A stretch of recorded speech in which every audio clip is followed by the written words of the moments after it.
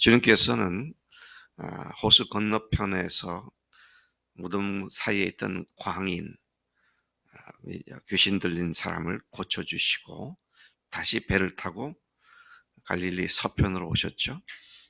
또 많은 사람들이 예수님께 모여들었고, 근데 거기에 한 회당장인 야이로가 자기 딸을 살려달라고 주 앞에 엎드렸었던 것을 보게 됩니다. 그리고 가시는 길에 상황이 급박히 돌아가기 시작을 합니다.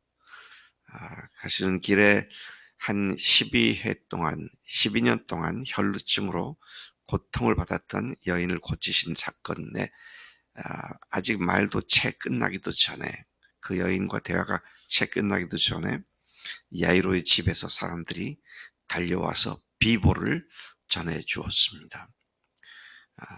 방금 전에 당신의 딸이 죽었습니다. 그러니 더 이상 예수 선생을 번거롭게 하지 마시고 끝장을 다 끝난 것이니까 너무 예수 선생님을 괴롭히지 마세요. 당신의 딸이 죽었나이다. 어찌하여 선생을 더 괴롭게 하나이까. 그런 이야기를 하게 되죠. 36절에 보니까 옆에서 이 말을 듣고 계신 예수님께서 회당장에 말씀하십니다. 두려워 말라. 믿기만 해라. 두려워하지 말고 믿기만 해라. 우리는 종종 상황이 끝나버렸고 더 이상 소망이 없는 것 같다고 결론을 지을 때 두려워하고 낙심하고 좌절을 하죠. 근데 주님께서는 그런 상황 속에서도 두려워하지 말라고 말씀하시죠. 나를 믿으라고. 내가 믿으면 이것들을 해결받을 수 있으니까 두려워하지 말라. 그런 말씀을 하시는 주님이신 것을 보게 됩니다. 37절에 그리고는 주님께서 많은 사람들이 에워싸고 왔지만 베드로, 야고보, 요한 세 사람만 따라오라 그러고 나머지는 따라오지 못하도록 그렇게 하셨죠. 그리고 그 회당장의 야이로와 또 세 제자들과 그 집에서 비보를 전해주러 왔던 사람들이 함께 그 집으로 갔습니다. 집으로 갔을 때에는 그 집은 장사집이잖아요. 이미 죽은 시신을 처리해야 할 장례를 치를 집인데, 보니까 사람들이 왁자지껄 떠들고 심히 울고 통곡하는 사람들을 보셨습니다. 예수님께서는 그 집 안으로 들어가서 그들에게 말씀하십니다. 뭐라고요? 너희가 어찌하여 떠들며 우느냐? 이 아이는 죽은 것이 아니라 자는 것이다. 이 아이는 잔다. 그곳에 있던 사람들은 참으로 기가 막힐 수밖에 없었을 겁니다. 아니, 죽은 지가 벌써 몇 시간째가 돼가고 있는데 우리가 그걸 다 보고 지금도 확인하고 있는데 그렇게 그런 아이가 잔다고 하니 기가 막힌 노릇이죠. 이젠 모든 것이 끝장난 거 아닙니까? 아파서 죽을 병에 걸려서 골골하다가 그냥 숨을 딱 거두고 끝나버렸으면 모든 게 끝장난 겁니다. 죽음 앞에서 소망을 갖는 사람은 아무도 없죠. 근데 주님은 뭐라 그러셨어요? 너 자는 게 아니야. 죽은 게 아니야. 자는 거야. 저는 어제 이 말씀을 묵상하면서 상황을 어떻게 인식하느냐 하는 것이 굉장히 중요하구나. 잔다고 인식했으면 끝이시죠. 죄송합니다. 죽었다고 인식하면 끝이죠. 잔다고 인식했으면 깨우면 되잖아요. 주님께서는 이 아이가 죽은 것이 아니라 잔다. 그렇게 말씀을 해주신 것이죠. 근데 주님께서는 계속해서 그렇게 말씀하시고 죽었다고 보신 것이 아니라 자는 것으로 보셨다. 끝장났다고 생각할 수 있는 상황이 오히려 주님이 누구신지 주님의 영광을 나타낼 기회로 보셨던 주님의 관점을 보게 되는 것이죠. 이와 비슷한 사건은 그 예수님께서 아주 사랑하셨던 나사로와 두 여동생들과 관계된 이야기가 생각이 납니다. 거기도 이제 사람들이 전가를 보내서 당신이 사랑하는 그 나사로가 죽었습니다. 라고 했을 때 예수님께서 급히 가시지 않았잖아요. 한 이틀을 더 계시다가, 그리고 우리 나사로 친구가 자고 있는데 가서 깨우러 가자. 그때도 잔다고 말씀하셨고 깨우러 가자 말씀하셨습니다. 가보니 사흘 전에 벌써, 예? 나흘 전인가요? 벌써 장례를 치러서 무덤에다가 넣고 돌로 그 무덤을 막았고, 또 벌써 냄새가 나는 그런 상황이죠. 죽은 지 하루나 이틀 됐다면 모르지만 장사한 지가 벌써 나흘이 돼 가지고 시체 썩는 냄새가 나는데, 근데 주님께서 뭐라 그랬어요? 우리 친구를 깨우러 가자. 생과 사를 마음대로 넘나드시는 주님이신 것을 보게 되죠.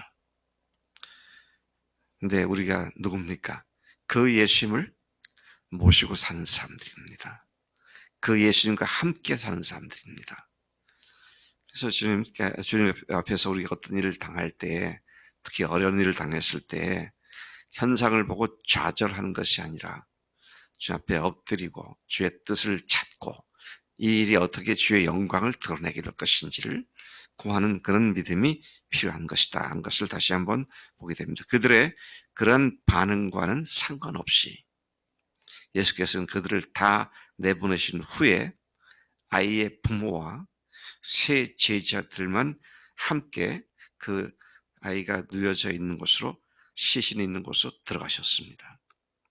41절에 보니까 그곳에서 예수님께서는 그 아이의 손을 잡고 달리다굼, 달리다굼이라고 아람어로 말씀하셨는데, 원래 예수님은 평상시에 사용한 영어가 아람어입니다. 근데 신약 성경이 기록됐을 때에는 헬라어로 기록되었죠. 근데 예수님께서 달리다굼이라고 하셨는데 그 의미를 헬라어로 다시 번역해 보면 내가 네게 말하노니 소녀야 일어나라 라는 말씀인 것을 봅니다. 그 말씀이 떨어짐과 동시에 소녀가 즉시 일어나서 걸었는데 그 소녀의 나이가 12살이었다. 그렇게 말씀을 기록해 주고 있습니다. 이 광경을 본 부모를 비롯한 함께한 제자들이 크고 놀라고 놀랐습니다.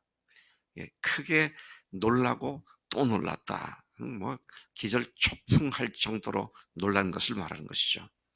두 번 반복할 만큼 심히 크게 놀랐음을 말합니다. 주님께서 뭐라고 그러셨어요? 달리다굼 그러셨어요. 달리다굼. 오늘 우리도 우리 안에 계신 주님께서 우리로 하여금 달리다굼을 외치도록, 그 믿음의 선포를 하도록 우리에게 도전하시는 줄로 믿습니다. 우리도 이 말을, 이 달리다굼을 외치는 믿음의 사람들이 되어야 마땅한 줄로 믿습니다. 43절, 그런 후에 예수께서는 거기 있는 사람들에게 이 일을 아무에게도 알지 못하게 하라. 거기 있는 사람은 누굽니까? 부모와 그리고 세 제자들, 그리고 조금 후에는 그것에 모여있는 모든 사람들을 포함할 수 있는 말씀인데요. 아무도 알지 못하게 하라고, 여기 보니까 많이 경계하셨다. 많이 경계하셨다는 말은 철저히 함구하라고, 이 일에 대해서 말하지 말라고 그렇게 하셨습니다. 좀 이상하죠? 그런 데 있었으면 널리 가서 퍼쳐서 내가 하나님 것을 알리도록 해라, 그러셨을 것 같은데 철저히 많이 경계하셨다 그랬습니다. 왜 그러셨어요? 주님은 그분이 죽으시고 부활하실 때를 알고 기다리고 계셨죠. 그것이 그 전에 때가 되기도 전에 방해를 받기를 원치 않으셨기 때문입니다. 자, 여기 있던 사람들 예수님 부활하신 후에 어떻게 됐을까요? 제자들뿐만 아니라 그 집에 있던 사람들이 예수님이 부활하신 후에는 그분이 우리 딸을 살리고 우리 조카를 살렸던 그분이 하나님이셨구나. 이게 분명하게 깨달아졌고 믿어졌고 그렇게 헌신했을 것이 분명합니다. 그때까지는 함구해라. 그렇게 말씀을 하신 것이죠. 그 다음에 또 마지막 말씀도 굉장히 놀라운 말씀입니다. 주님께서 뭐라고 했습니까? 마지막에 소녀에게 먹을 것을 주라 그러셨죠. 단순히 살리는 것만이 예수님의 관심이 아니라 그가 다시 건강해져서 활기 있게 사는 것이 주님의 관심이었다는 것입니다. 똑바로 우리가 이해해야 합니다. 구원받는 것이 주님의 궁극적인 목적이 아니잖아요. 구원받은 것은 새 생명을 얻는 거잖아요. 이제는 새 생명 가운데 활발하게 활기차게 생명 넘치게 사는 것을 주님은 원하시죠. 구원받았으니 됐다. 내가 개판으로서도 천국 간다니까 됐다가 아니라 그때부터는 정말로 새로운 생명력이 넘치는 그런 삶이 돼야 함을 소녀에게 먹을 수 줘라 하는 말씀 속에서 다시 한번 우리가 확인하게 되는 것이다. 것이죠. 살리는 것은 우리로서는 불가능한 일인데 소녀에게 먹을 걸 주는 건 얼마든지 할 수 있잖아요. 하민이와 하윤이가 엄마 밥 줘. 그러면 그거 죽은 아이들 살리는 것이 힘든 건가? 일도 아니죠. 일도 아니죠. 우리에게 주님께서 말씀하세요. 교회 나오기 시작하고 새로 믿는 사람에게 너희들이 먹을 걸 줘라 그러시잖아요. 주십니까? 주세요? 참 이게 우리가 이게 베이직이잖아요. 기초잖아요. 그래서 우리 재광이 형제도 한 영혼 살피고 이때는 밥을 줘야겠구나. 이때는 고기를 줘야겠구나. 이때는 채소를 줘야겠구나. 말씀은 단단한 말씀도 주고 부드러운 우유 같은 것도 주고 그러면서 한 영혼이 잘 성장할 수 있도록 돌보는 이게 너희들이 먹을 것을 주어라 라는 말씀에 순종하는 삶이죠.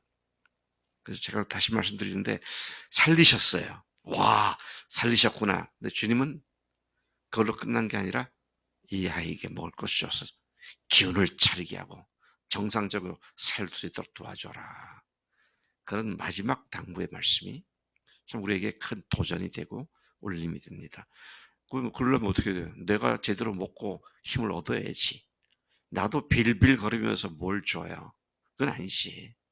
주님과 함께 동행하는 삶을 통해서 날마다 주님의 생명력이 내게 넘치는 그런 삶을 살면서 또 필요한 사람들에게 계속 말씀을 나눠주고 먹여주는 일을 해야 하는 것이다 하는 것이죠. 주님의 관심은 뭡니까? 한 영혼이 구원받는 데만 있는 게 아니라 전인격적으로 그가 바르게 세워지는 것이 주님의 관심인 줄로 믿습니다. 우리도 한 영혼 한 영혼을 전인격적으로 존재로 대하고 섬기고 세워주는 일에 관심을 집중해야 할 줄로 믿습니다. 아버지 하나님 감사합니다. 오늘 12살 된 야이로의 딸을 살리시는 그 모든 과정을 통해서 우리에게 여러 가지를 교훈해 주시니 감사합니다. 하나님, 우리로 하여금 참으로 영혼을 살리는 일과 살려진 영혼들에게 먹을 것을 주는 일을 잘 감당으로 말미암아 전인격적 관심을 가진 주님을 닮아서 새로 믿은 사람들을 전인격적으로 전 존재를 돌보는 우리가 되도록 역사해 주옵소서. 그렇게 순종하기를 원합니다. 감사하고 예수님의 이름으로 기도드렸습니다. 아멘.